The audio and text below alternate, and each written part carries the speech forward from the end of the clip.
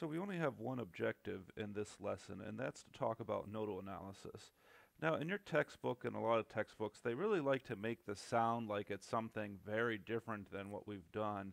But really, this is just using KCL to find unknown values in a circuit. Now, I will put here, this is typically used to find voltages.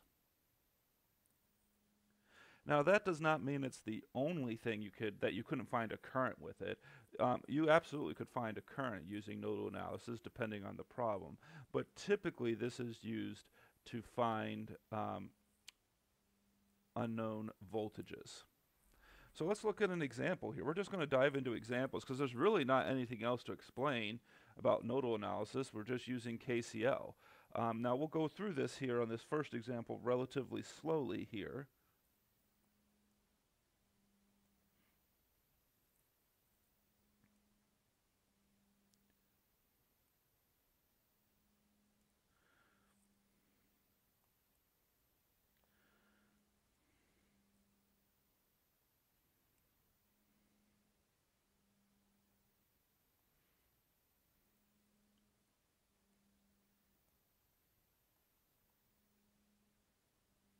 Okay, so this is the circuit diagram we're looking at. I suppose I should label all the components. Got a 3 amp power supply. This is 40 ohms. This is 10 ohms. This is 5 ohms. And this is 50 ohms, or 50 volts, not ohms. And we're supposed to find here Vx. Now, in circuits like this, the way they're drawn, one thing I don't like about this is that there's no ground or no reference. Now, I don't think we've ever actually talked about it, but most of you are probably familiar with this or have already seen it in your text, that this is the symbol for ground. Now, when we get into things in more detail in later courses, we'll have to be careful. There's earth ground, there's floating grounds, there's an AC ground, there's DC grounds, there's digital grounds, there's all sorts of different types of grounds. And you might say, how can that be the case? Well, remember, a ground here, this is what we've referred to, this is just a reference point. Now, typically, for most circuit analysis we'll be thinking that ground is just earth ground, which is 0 volts. And so what I want to do is apply a ground here on one of these nodes. Now let's first again just go back and identify how many nodes I have. I have 1, 2, 3 nodes. Now technically you can put the ground anywhere on those nodes. But what you want to think about is what's the one that's going to make the most sense. And if you just look at this circuit, well, it's going to make the most sense to put the ground on the negative end because that's what we're probably used to just with household wiring or batteries or anything like that, oh wait, the negative side is usually ground. And so that's what we'll do here. We'll make this node right here ground. So I want to emphasize that this is at 0 volts, which also then tells me the voltage at this node here. And if you think about it for a second, the voltage at that node has to be 50. Why does it have to be 50? Because there is a 50 volt drop by this power supply. And I'm going to emphasize this by, I'm going to call this node A, this node here B, and then this node here C. So if we're talking about having like a little measurement probe here, so like if you were to connect up some probes here, you'd probably have like, a little probe connected up to there, and then the black probe, connected up to here, and then this is going to the DMM, the digital multimeter. So if you connected this up to the circuit like you were actually measuring the voltage, you of course would measure 50 volts.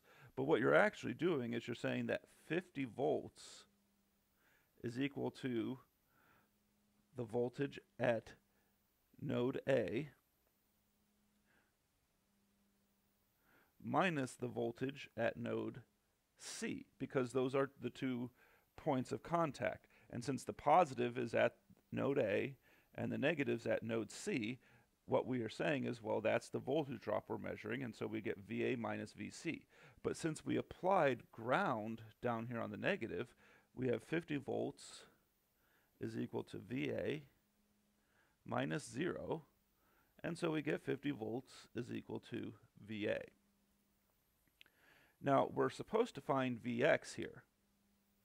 Well, Vx, again, following this idea of a voltage drop, Vx is going to be the voltage at node B minus the voltage at node C. And I'm going to erase these here just so that my diagram doesn't get too messy here. Which again,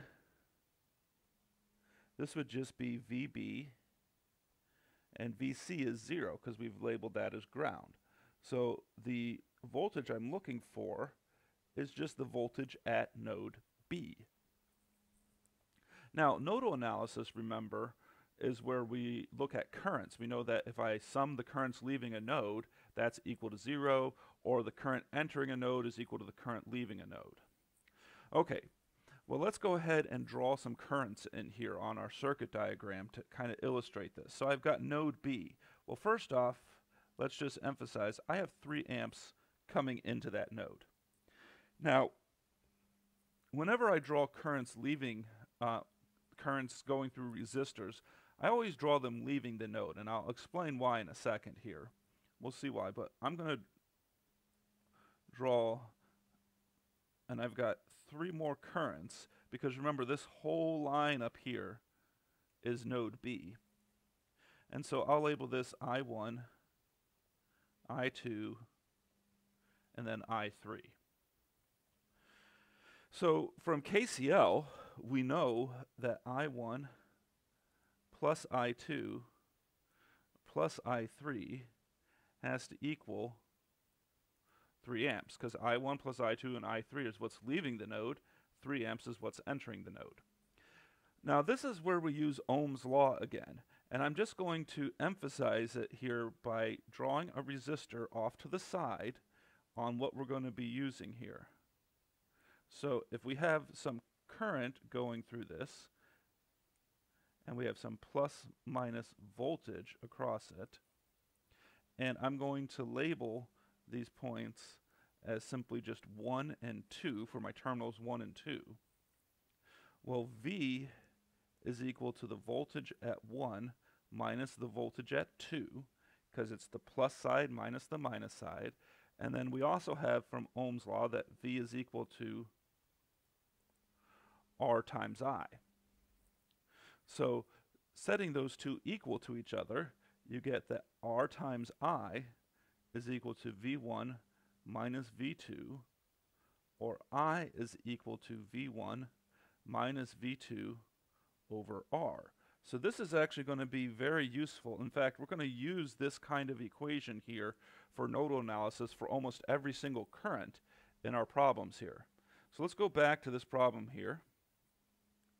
And so we have I1, I2, and I3. Well, we're going to use this idea here that, well, it's going to be I1 would be the voltage at this node, which is B, minus the voltage at this node, which is VA, which is 50 volts, divided by the resistance, because that's just using Ohm's law like we have here. So I1 is going to be VB minus 50 volts divided by 5 ohms. Now doing a similar thing, we get I2 would be VB minus, now let's think about this. I2 is going through this 10 ohm resistor. It's VB minus, and of course, well, we've labeled that node as ground, so it's VB minus 0 over 10 ohms. I3 going to be the same thing.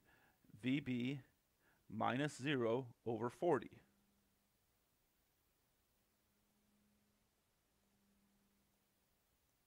Now I'm going to substitute those all into this equation here. So I'm going to take all of these and substitute it into this equation. Now, when we get familiar with nodal analysis, we'll actually be able to write this equation that we have right here down first without even bothering writing the other equation. And I'll leave the units off just for now.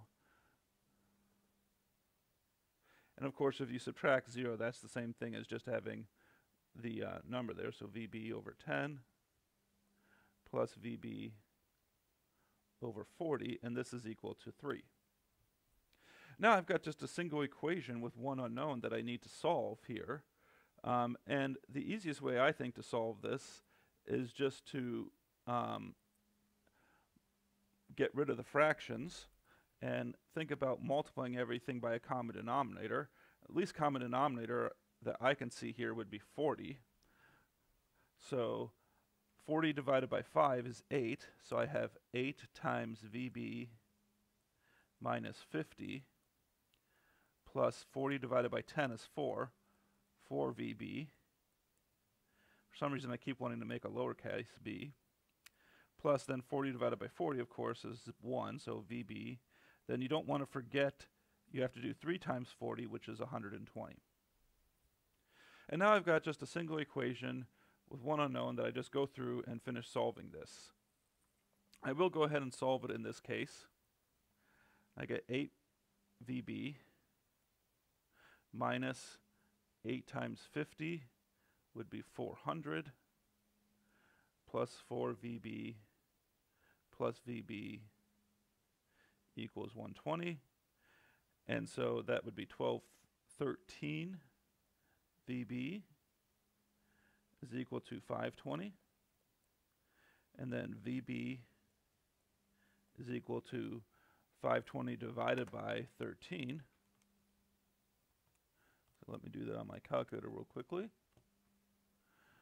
And this gets me 40 volts. And now remember, what we're looking for though is Vx, but then we have right here that Vx is simply equal to VB, and so we have here that Vx is equal to 40 volts. Now, as I said, I really kind of went through this example much slower than it's needed to be, but I wanted to make sure that for this first example we can all clearly see every step on where all of our equations come from. Now, again, as I've said, once you get familiar with this, we will often skip writing this equation here and move directly into writing this equation. But I want to do one more quick example that's very similar to this one, and see how we would go about doing this one here.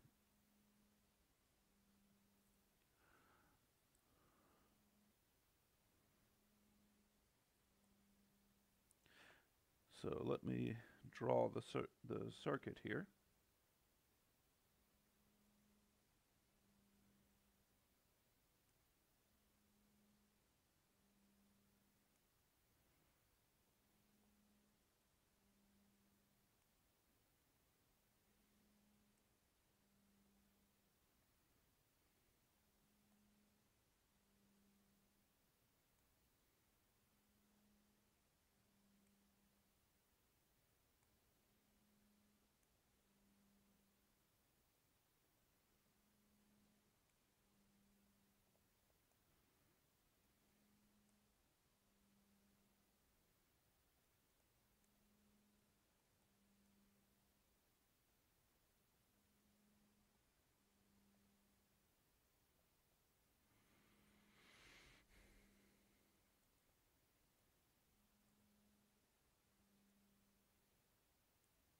So this is going to be very similar to the problem we did just previously. And in this case, we're asked to find V1 and V2.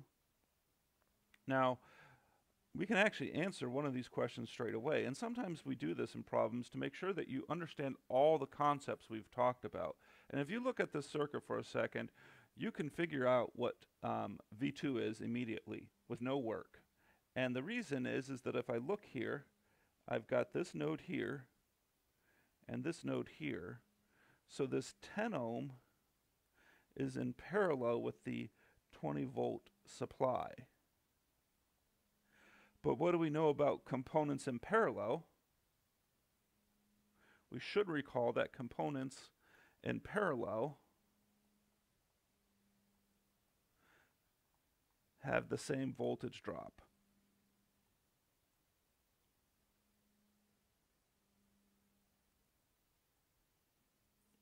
So V2 is simply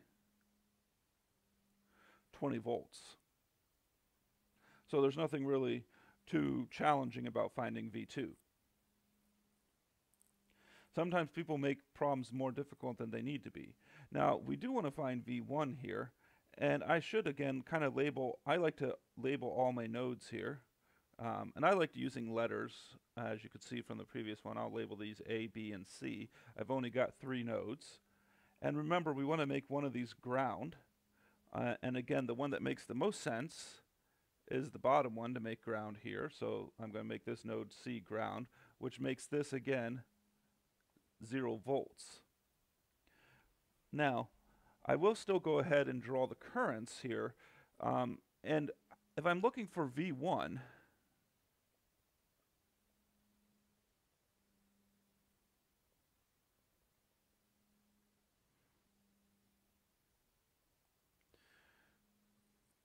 we should apply KCL at node A. And if we think about it, the reason we apply KCL at node A is that's of course where V1 is located. Now, again, drawing currents here, I know that I've got 3 amps coming into the node, and then I have a current I1 and a current I2 that are leaving those nodes. Again, the labeling really doesn't make that much difference.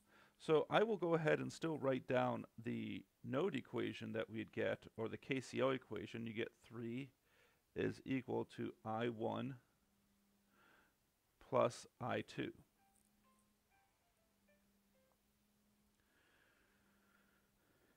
And now that we have this KCL equation, 3 is equal to I1 plus I2, we're going to do the same thing we did with Ohm's law before, where I would have then for I1, 3 is going to be equal to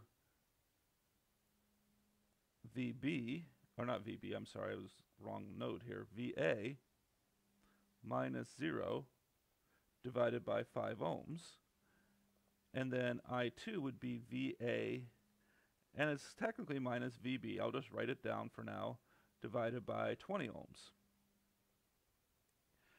But of course, what do we have here? If we go back to the circuit here, we should see that VB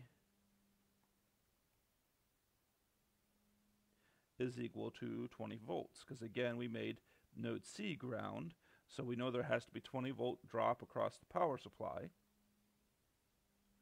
And so we wind up with an equation that is 3 is equal to VA divided by 5 plus VA minus 20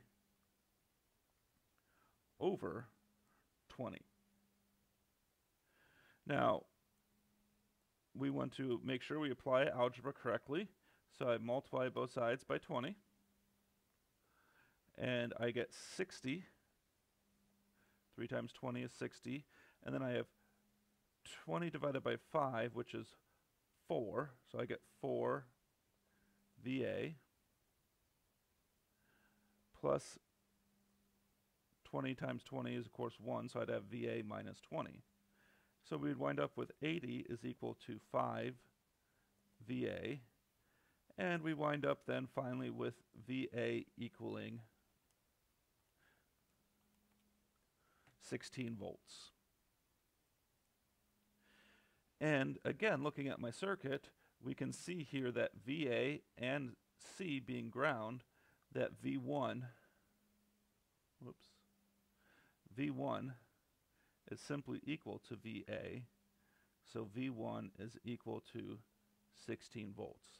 and we're done. Now, some of the problems maybe in the homework are going to ask also for power and things of that nature, but now that we have these voltages here, finding the power across all the resistors is going to be easy. For instance, if we wanted the power dissipated by 20 ohm resistor,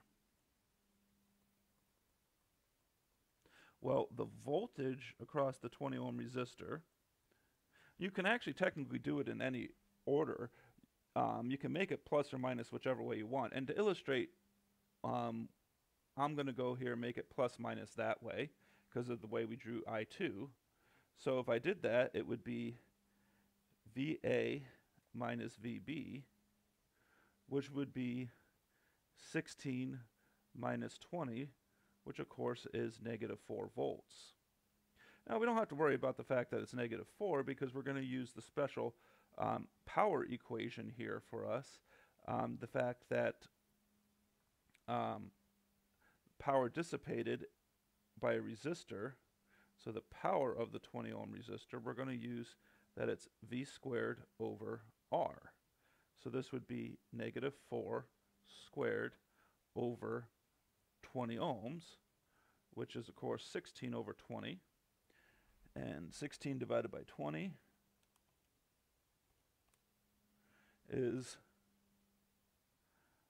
0.8 watts, or you could write that as 800 milliwatts. But notice we still get positive because we said the resistors always have to dissipate, so it should be positive, but that's because we're squaring the voltage. Now if I said that, if I had defined my plus minus differently on this resistor here, like made this side the plus and this side the minus, we'd have just gotten positive 4 volts, and so you'd have positive 4 squared, but that's still 16. So you'd get the same answer either way. So sometimes we're asked to find additional information besides just finding these unknown voltages.